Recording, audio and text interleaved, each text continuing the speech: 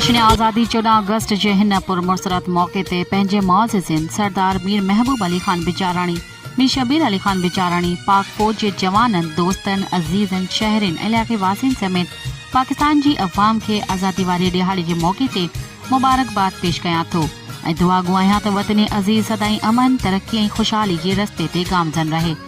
पारां उस्ताद यकीन अली दायो ॻोठ मोहरो करमपुर।